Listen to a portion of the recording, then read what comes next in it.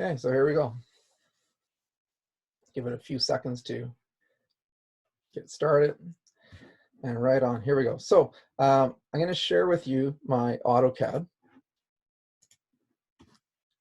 Okay, here we go, like so.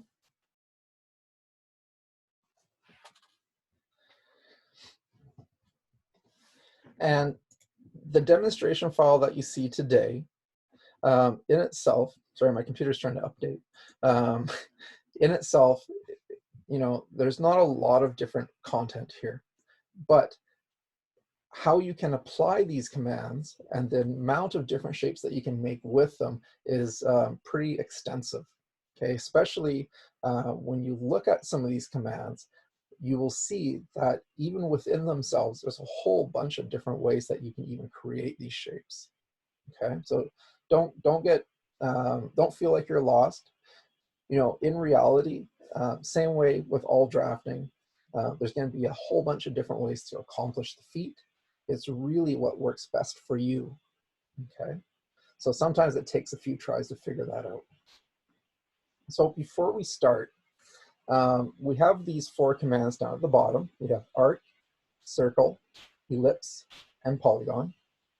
Okay, I'm actually going to stop sharing my screen for 1 second because it covers up my AutoCAD. So hang on 1 sec. There we go. Okay. So we have 4 commands at the bottom. We will need all of these today. But up top here, we also have a little bit of a squiggle, a little mess of objects. So each one of these objects, the point of them is so that we can practice our object snaps. So in AutoCAD, when we start a command, so if I use the line command,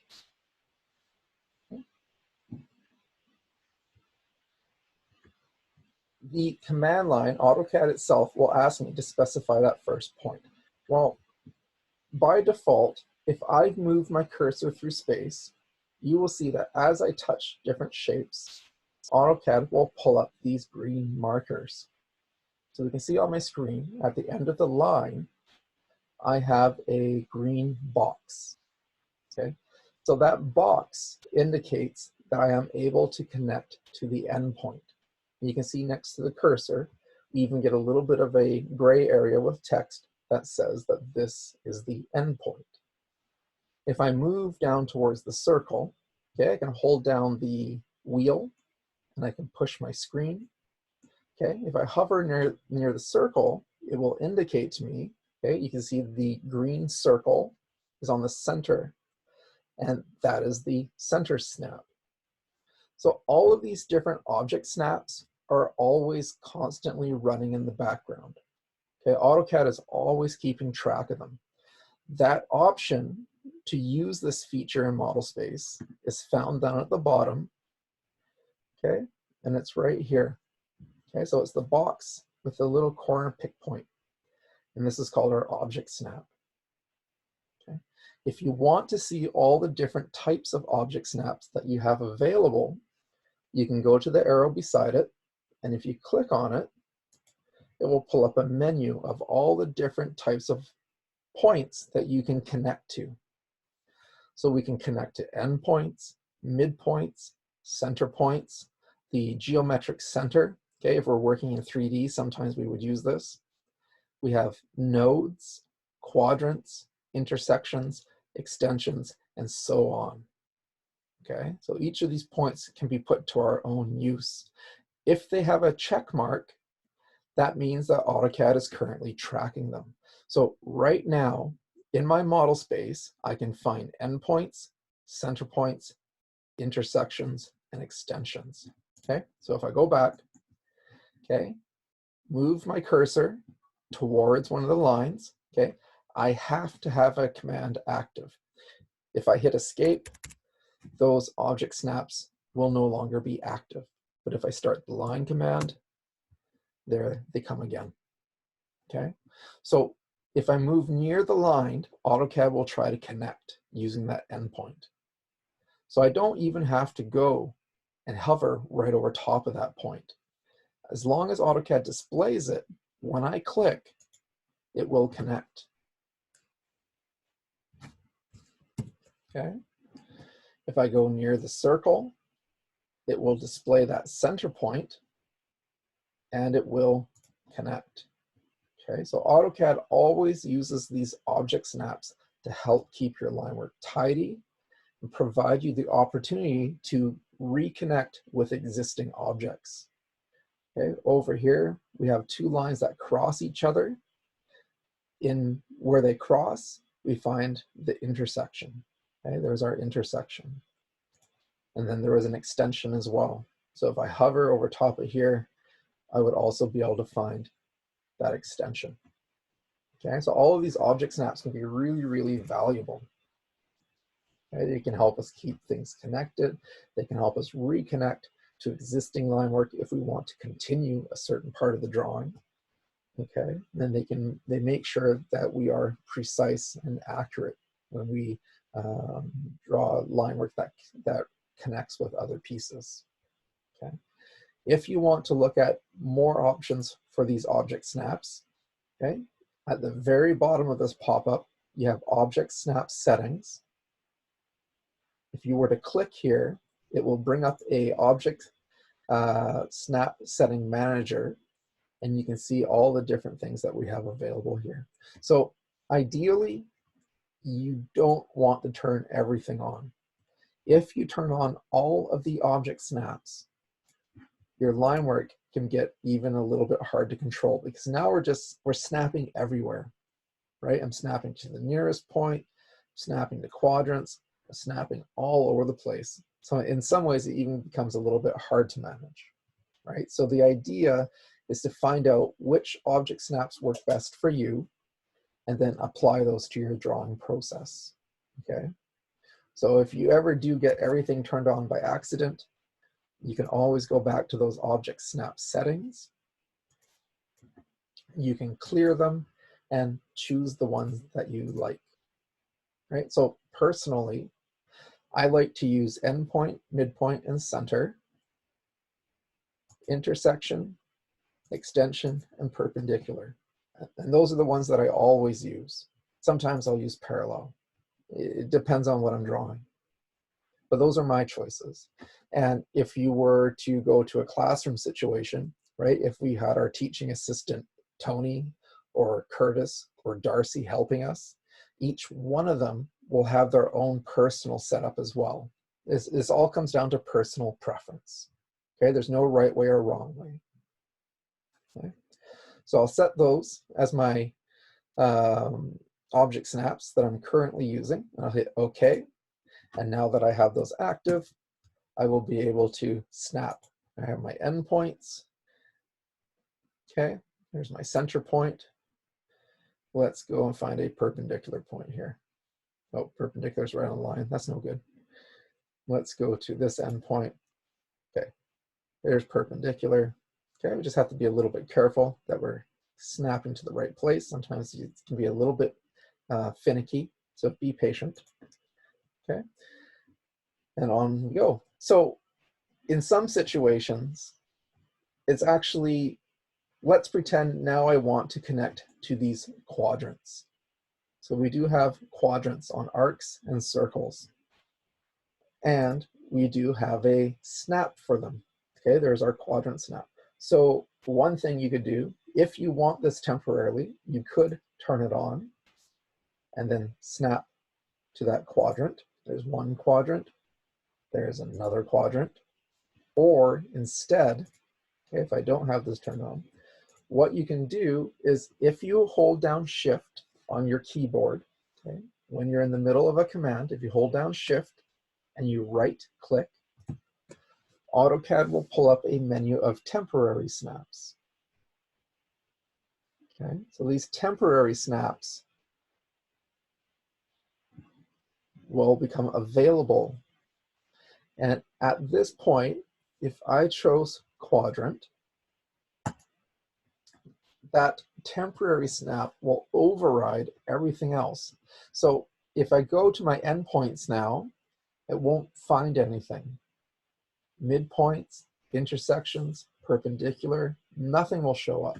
But because I chose quadrant, Whenever I go near a quadrant, AutoCAD will pick that point. So I have 1, 2, 3, 4, I have a couple choices here. And once I select it, okay, so I left click a single time, that quadrant snap disappears and I go back to my endpoints and midpoints and center points, okay? So you don't have to have all of the object snaps turned on. If you use the shift and right click, you can always pull up a temporary menu if you want to. And this is a one-time use. So I choose any snap I want. Okay, I can use, let's use insert. Okay, insert is for text. So I use insert, and now I won't snap anywhere on the screen except for my text. And there's the insertion point there. Okay. Once we click it, insert goes away. If I use a temporary snap again, I can choose node. So node is 3/4 of the way down here.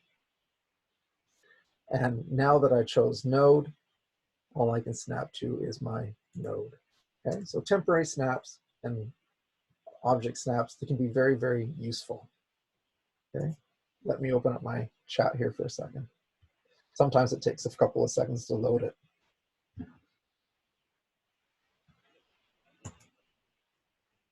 Sometimes it doesn't load it at all. Here, let me stop sharing and I'll just gonna check that chat for a second. Oh, here we go. Perfect.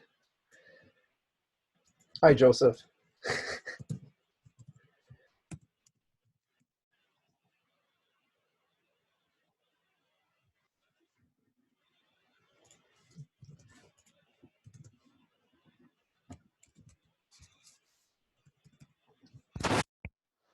You know what?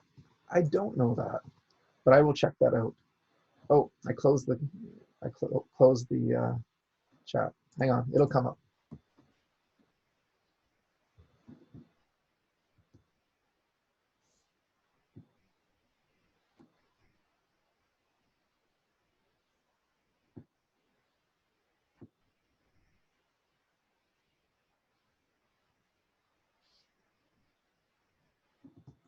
Okay.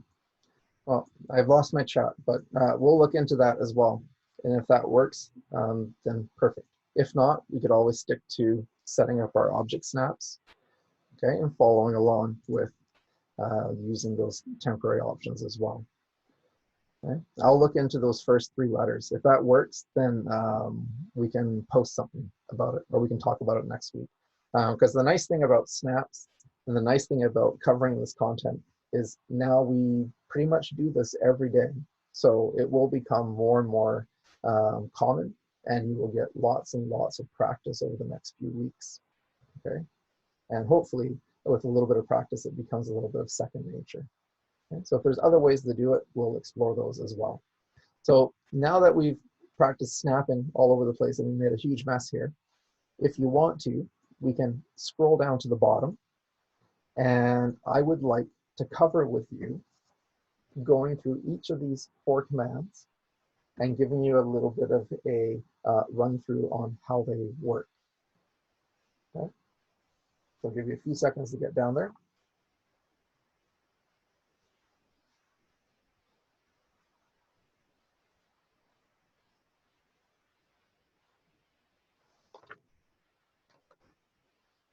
Okay. So on the far left, let me try to open up the chat here once more. It was nice to have that, but it doesn't seem to want to pop up sometimes. And I don't know why, to be honest. Sometimes it shows up and sometimes it doesn't. Kind of like my brother. Okay, so in the arc command, okay, so arcs, we find them in the draw palette. Okay, so in our home tab, in the draw palette of the ribbon, we have line, circle, arc, and then we have polygon hiding up top here. Okay. On the far left here, we have arc. The command itself is arc, and the alias is A. So if you were to start this command using your keyboard, you could do A and enter. And using that generic arc, you can pick points in space Okay, using the left click, and AutoCAD will draw an arc. Okay, it does exactly what it says it will. The trouble with that generic use is that sometimes this arc can be a little bit hard to control, right? It's tough to control the radius, it's tough to control different elements of it. So it would be nice if we had a few more options. To look at all the different options, okay, I'm going to select and delete this shape. To look at the different options, if you go to the palette, under the command arc, there is a arrow. Whenever we see these arrows, okay, there's one on the circle, arc, there's one up top here on the rectangle tool. Whenever you see these arrows, it means that we have options. So for the arc, if we were to click on the arrow, you can see that we have many, many different options on how we can draw this arc. And they're broken up into groups. So the first set of options is based on a start and center point of the arc. Okay, and then you change the output by confirming where the end, the angle, or what the length is. The next set is based on the start and end point again, right? Start and end point. Then we have angle, direction, radius, and then we look at options based on the center and start point. Okay, so we have 3 different sets here that we can work with. For this demonstration file, okay, you have a single line at the bottom. Okay, it's a 3-foot wide horizontal line. One of the most common places that you would find an arc is in a doorway.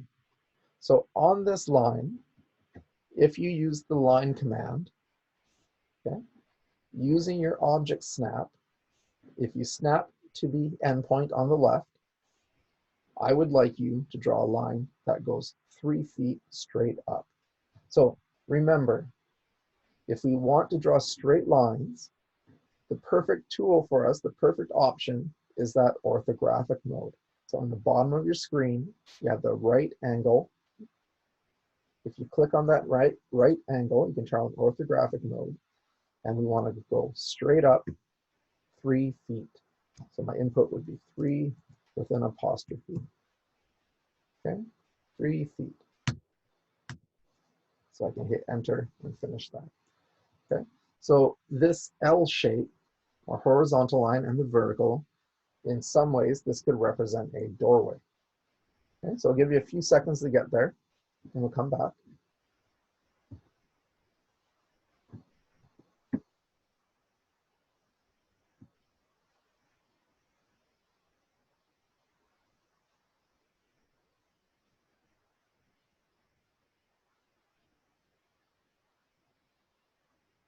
The length of the bottom line is 3 feet. Okay, so the length of our vertical line, the one that goes straight up, should be 3 feet as well. Yeah, they're both 3 feet. We'll keep it simple. I kind of want my chat to be up and working, but it keeps on disappearing when I share the screen. It's not annoying, but it kind of, it would be nice to keep track of what's happening, you know? So let's go back here to AutoCAD. Okay, so we have AutoCAD. So in this case, I would want to draw an arc that shows the door swing. Yeah, that's the most common place that you will find arcs in our work. So that generic arc, picking 3 points, okay, I would pick 1 point, I would pick another point, and then I would pick the last point. And all 3 points are arbitrary. So this arc itself, it doesn't look very nice, right? And even if it looks close, it's not perfect. So instead of using that generic 3-point approach, we delete this. Instead, we could try to use one of these other options. Okay? So my personal preference is the center, start, and end. This is the one that I like, but we'll do an option from each one of these. Okay, so let's also look at, you can pick anyone. You know, you won't ever break AutoCAD. Worst case scenario, you'll have to select the shape and delete it and try something else, or you could undo. Okay, so don't worry about breaking. Just try different options. So let's do start, center, and angle. Okay, second option down here. So if I follow the command line, it wants me to specify the start point. So remember, in our Cartesian coordinate system, right, where does AutoCAD want to rotate? So AutoCAD always wants to rotate in a counterclockwise direction, right? It always wants to go from 0 to 90, 180, 270, and back around again. If you pick the wrong start point, okay, if I pick the top by accident, okay, the center point is where the hinge would be, okay, where the door swings. If I pick the wrong start point, right, it won't rotate properly. Okay, and the amount of angle I want to rotate would be 90, and it doesn't look right. Okay, if it doesn't look right, chances are you picked the wrong start point. So if I do it again, maybe try something different this time. Don't pick the same place again. Let's try at this point. Here's our start point. The center point is where the door will swing, and there's our angle to fill. Okay, so we could use the cursor to snap, or we could type in that we want to fill 90 degrees. Okay, and that gives us a proper door swing. Okay, so it's pretty straightforward.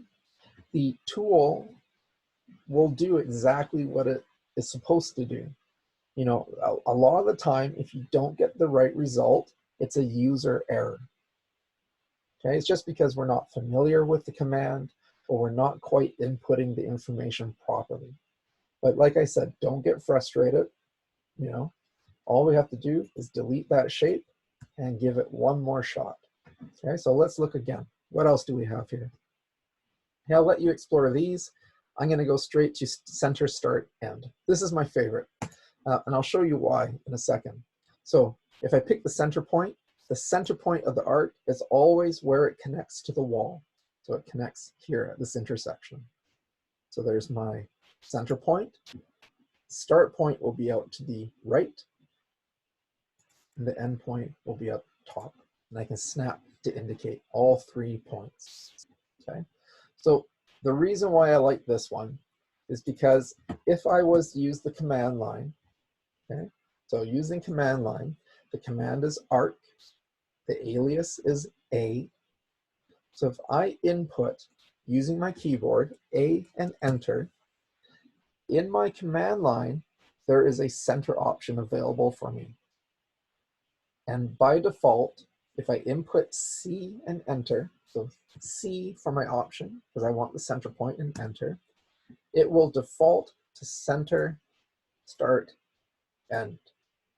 So I find that really quick to draw my arcs over and over again, because there are chances that you will have to do quite a few of them. Okay, so using my command line, A, C, center, start, end. Right? And we can do them over and over again. With a little bit of practice, it becomes quite fluid. Okay, so arcs are pretty straightforward, not too bad. Next up, we have circles. Okay, our wonderful circles. So design-wise and floor plans, we don't see a lot of circles. You might see it sometimes for a bollard or for a column. Okay, but other than that, there's not a lot of circular shapes in, you know, basic construction. Okay, the command itself up in the ribbon. Okay, if we drop down those options, we see that we have a couple of different ways to draw it. Okay. When you start the command, okay, so the command is circle. You can type that out if you want to, or you can just use the letter C. Okay, so C and enter will start the circle process. So the first thing that AutoCAD always wants by default is it wants to know where the center point is, right? Where is the center of my circle? So you can pick an arbitrary point in space, or you can snap to another object. Okay, you can use your endpoint. I have my midpoints turned on, so I can snap to the midpoint as well. Okay, once you pick that point, the command line will switch, and it will ask you to specify the radius. So how big is my radius? So on screen, using your mouse, you could click, right? We can pick an arbitrary point. I don't know what that radius was, but I can indicate what I want. You know, I can guesstimate it with my mouse. If you want to be more specific, okay, when you start that circle command, you could also use your keyboard to type in that I want an 8-unit radius. So in my command line, I have it indicated to be 8 units. When I hit enter, AutoCAD will create a circle, which is 8 units for the radius. If I don't know the radius, but it's given me the diameter, okay, after you pick those first points, you could also use the letter D to indicate to AutoCAD that you want to use the diameter.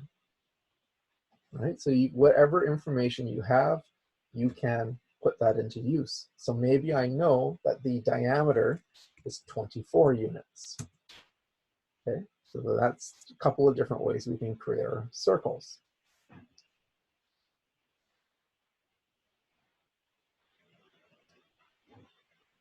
Okay, I hit the chat button, but I'm gonna just give it a few seconds to see if it pops up here. Okay, there we go. What is the length of the bottom line? We have 3. How much is 1 unit in inches? So in AutoCAD, I'm not going to close the chat this time. We're going to keep it open. Okay, so in AutoCAD, when you set your units up, oops, sorry, I'm in the chat still.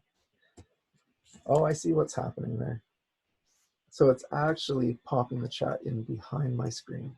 I see. Okay, so in AutoCAD, when you set your units up, okay, we have architectural units set.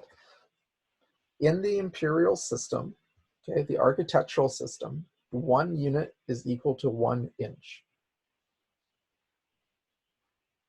Okay, so 1 unit is equal to 1 inch. If we change this to metric, to decimal, then 1 unit is equal to what we decide. It could be a millimeter, it could be a centimeter, it could be a meter, right? It's a little bit less defined. But in an absolute matter, when you choose architectural, okay, when you work in the imperial system, 1 unit is always equal to 1 inch. Okay, it does not change. Okay, and wink, wink, you never know. On the midterm, that question might be in there. I'm actually fairly certain it is if I check my sources.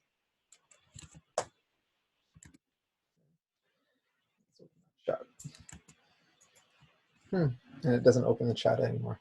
Oh, there it is. Hooray. Can I do it over again? Sure, I'll do it one more time for you.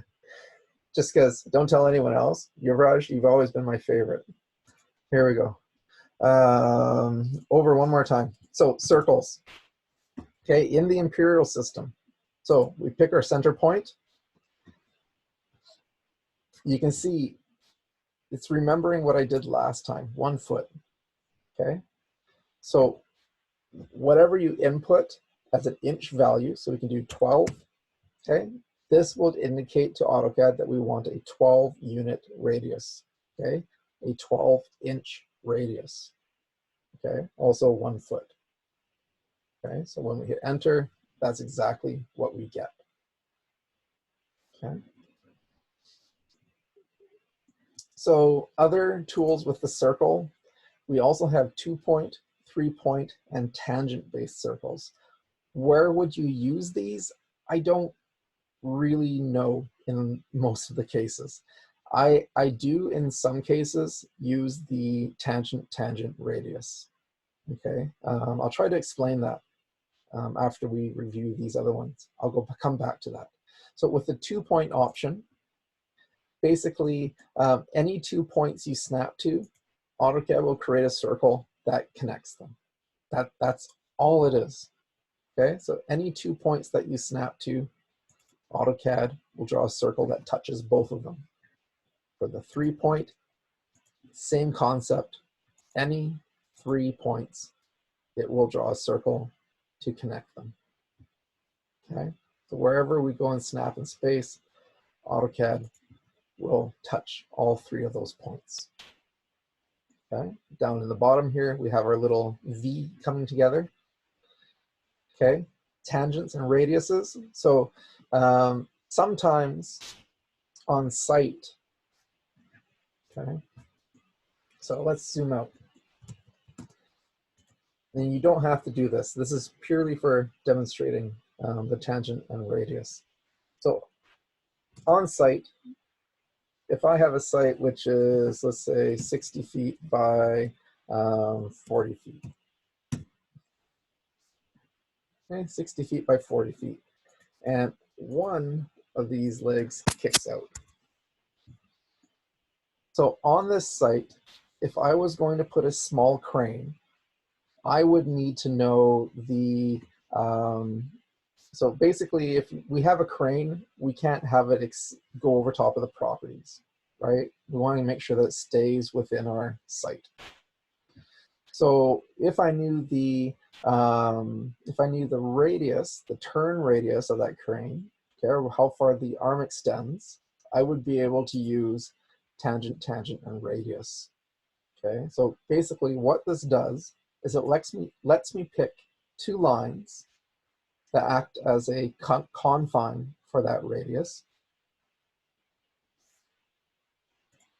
And then when I specify the radius itself, let's say it's 10 feet, 15 feet, keep it simple, okay?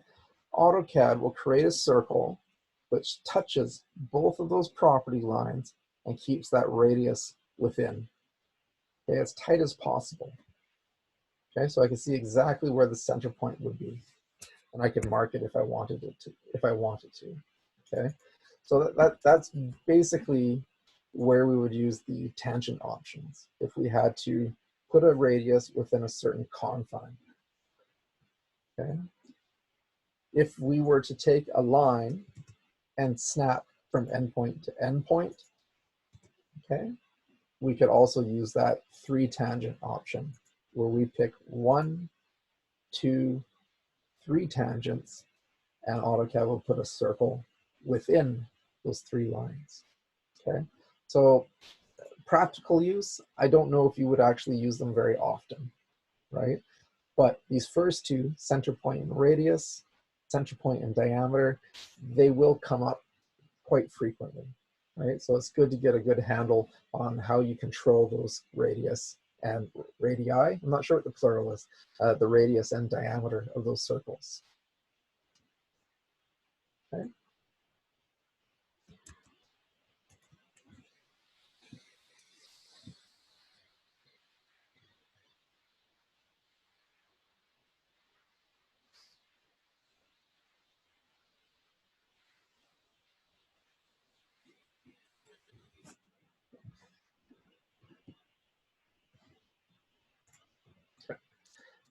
We have ellipse.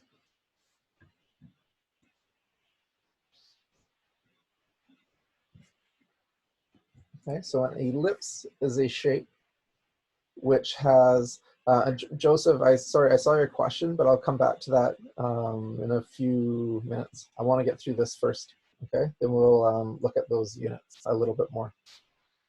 So the ellipse is another shape. It's similar to a circle, except it has been squished. So an ellipse has a dynamic radius. Okay? So it is a radius that is constantly changing from a minor radius to a major. Okay? So what that looks like In the draw palette, on the right-hand side, the very middle option here is ellipse. Okay, so we have a center-based ellipse, axis point ellipse, and an elliptical arc. Okay, and we'll talk about elliptical arc last. So the center point ellipse, okay, if we start the command is ellipse, the alias is EL,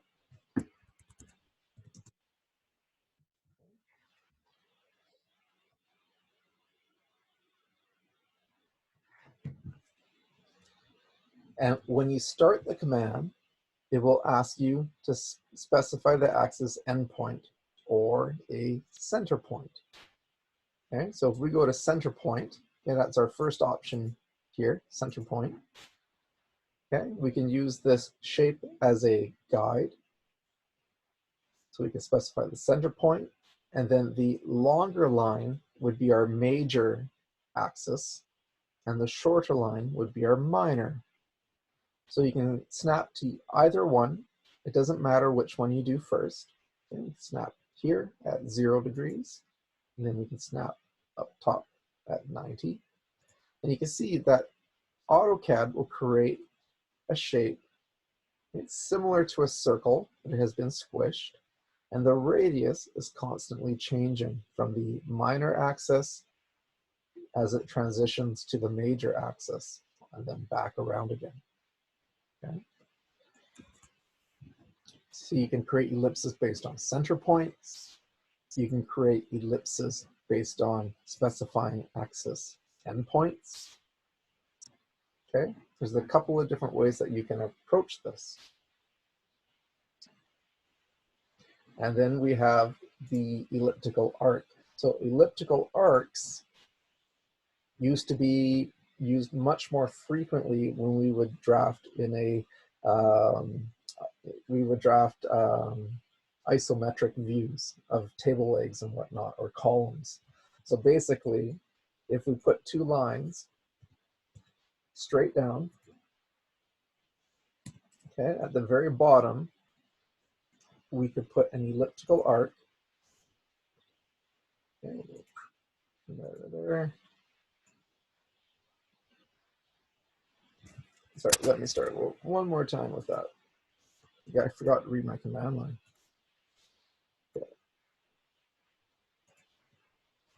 Okay, so we could draw an elliptical arc and it would look like the bottom of a circular column, right? We would fake it because really this is just a 2D view. But what we actually end up doing a lot nowadays is instead we would use a command called cylinder. And a cylinder actually creates a 3D shape to accomplish the same thing. And once you take it out of wireframe, right, we get our 3D shape in view. And this is much more useful because as we start to create other cylinders and other shapes, you know, we can do all sorts of modeling things with them, right? Where we can create custom shapes. So this is much more common nowadays. But the elliptical arc used to be used quite frequently to fake those 3D views.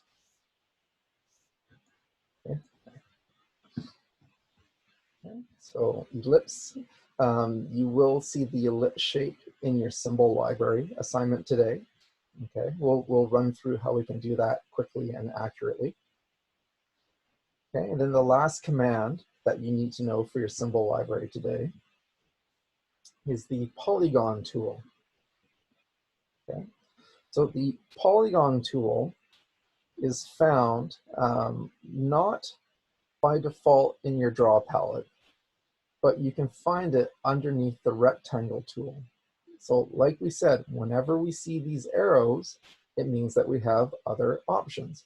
So if I go to that rectangle and I drop down the options, we will find polygon just below it.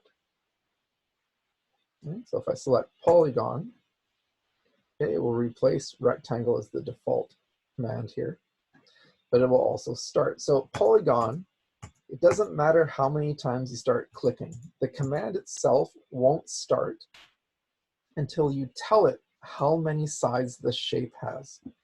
So technically, a polygon is any geometric shape that has 3 sides or more. So a polygon could have 3 sides, it could have 1,000 sides. The most important thing is that each one of those sides has to be separated by an angle, right? So always has to be separated by an angle.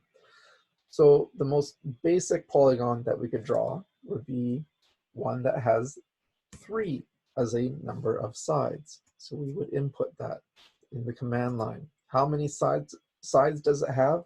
It has 3. When we hit enter, AutoCAD will advance to the next step where it would like us to specify the center point. So when you draw polygons, typically in your drawings, you won't use a circle as a radius, right? In the demonstration file, this is purely an object for reference so that we can snap to that center point, okay? So if you go to the circle, you can snap to the center point, and then AutoCAD will ask you whether you want to inscribe the circle, inscribe the polygon inside the circle, or circumscribe it around the circle.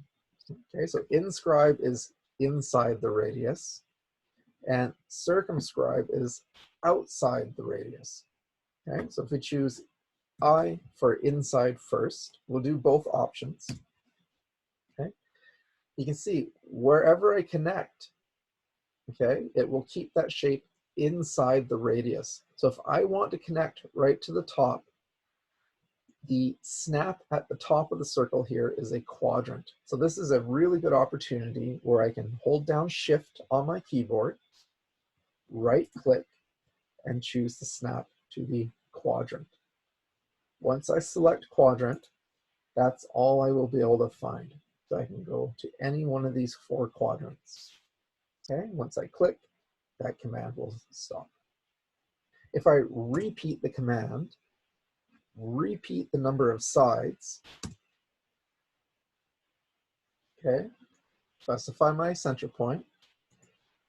This time around, if I circumscribe the shape, if I go around the outside, even if I connect to the same point again, we get a very different result. So whether you inscribe or circumscribe, you can get very different results. So it is important to think about which one you want before you draw the shape. Okay? So 4 basic commands, all of which we will use in our demonstration file, not our demonstration file, all of which we will use for our symbol library assignment that we got today. Okay, so I'll give you 30 seconds, and then I want to show you one more item before we take a quick break. Okay, give everyone a chance to grab a cup of coffee or to stretch their legs a little bit. Okay, so I'll give you 30 seconds, and then we're gonna have one more thing that we're gonna look at in the demonstration today.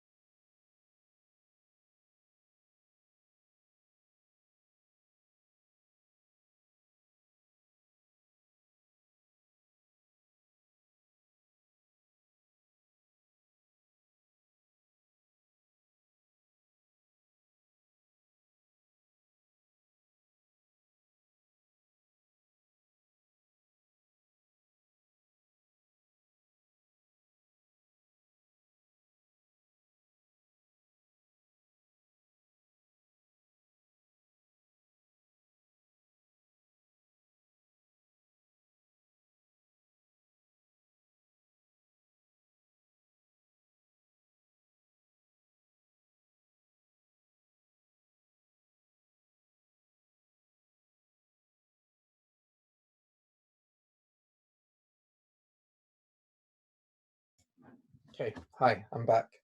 So um, you have these four commands combined with the line tool. You should be able to draw the symbol library that you have for your assignment tonight. Okay, um, and we'll get to that. We'll get to that in a few minutes. But before we move on, I also want to give you a couple of tools that you can use. There's three of them, and I want to give them to you um, to help you check your work. You know, it's nice to be able to dimension everything and, check what the distance is from point A to point B, but, we're not always ready to start dimensioning.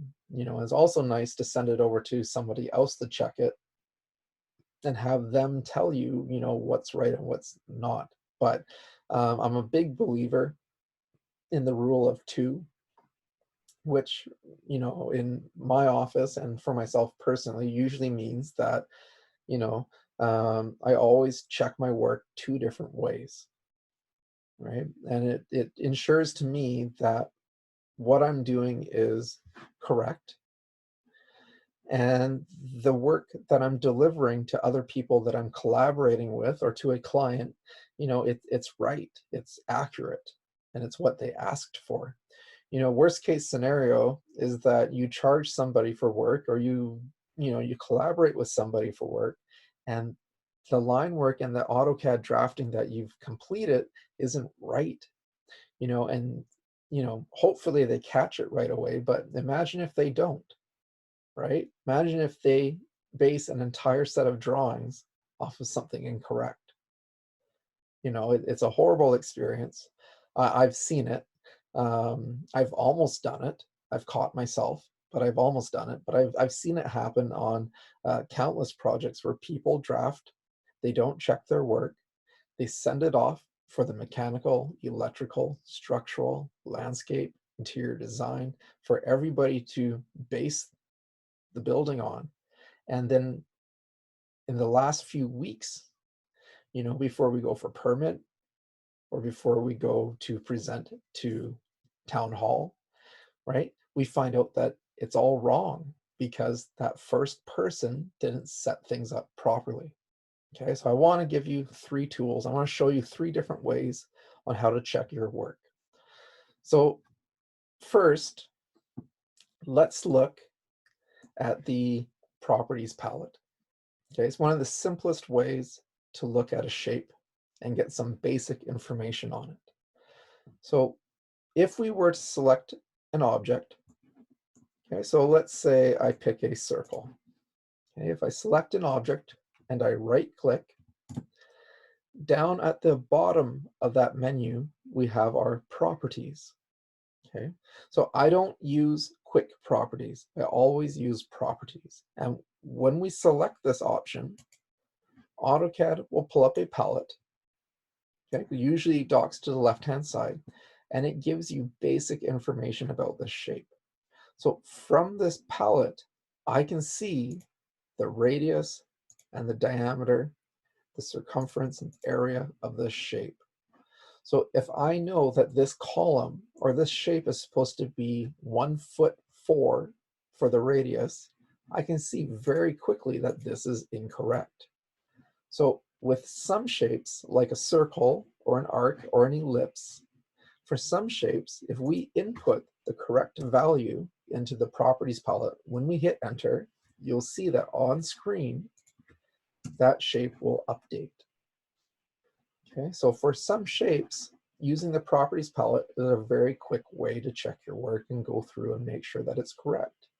And whenever you collaborate with people, or whenever you go back to a project that you've been away from, I would suggest that you use that properties palette and go through and check things. It's never a bad idea to go and check your work to see if you missed something. Okay, so it works for circle, it works for ellipse as well. Okay, so there's our radius. Okay, we can change that if we want to. Okay, undo if you want to put it back. Here's our ellipse.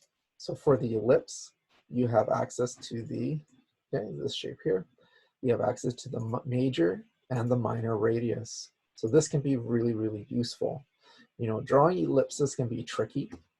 Sometimes it's really nice to lay down the ellipse really quickly, okay, right? Not paying particular attention to what we're drawing. But in that properties palette, you know, we can now jump in here and we can adjust this. So we know it's supposed to be 6 and 3. Okay, so that major and minor radius, okay, to be able to manipulate those values is really, really important, okay? And you will have to use this, or you don't have to, but in your assignment today, there is an ellipse, and one of the quickest ways to draw it is to use this properties palette to manipulate that major and minor radius. Sorry, I am getting a little bit raspy. I'm losing my voice. It's what happens when you yell at your children all day. Not that they were misbehaving, but you know, we run around and we play sports and we get excited about things. So I am losing my voice a little bit, but I'll make it. We'll be okay. Okay, so properties palette can be really, really useful. So on my keyboard, to access that properties palette, the hotkey for it is the Control and number 1. Control and number 1 toggles it open and shut. So I constantly have my finger on the escape key, and when I need to, I have the ability to go Control and number 1 and to pick objects to look at their properties with. If you pick more than one object, in the very top it will say all plus a 2 in brackets. What that means is that I have 2 shapes picked. If I drop down the menu, I can choose which one I want to look at. Okay? So the properties palette is pretty useful. Okay, second up, we had a couple of questions about how wide this line was, right? How wide is it? In your ribbon, in the Home tab, if you go to the right-hand side, you will find a Utilities palette. And in that Utilities palette, you have some measurement commands.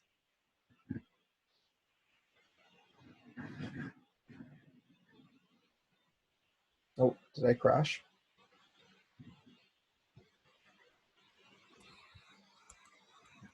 No, you're good.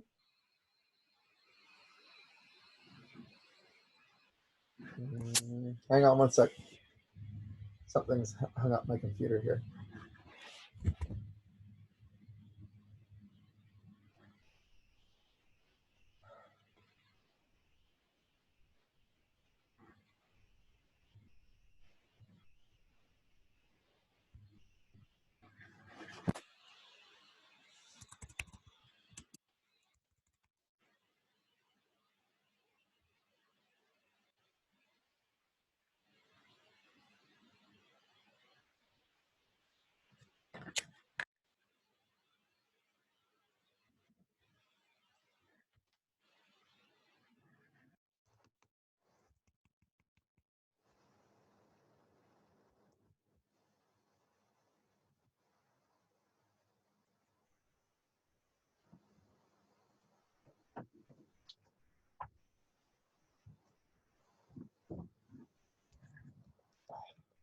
I'm gonna crash right now.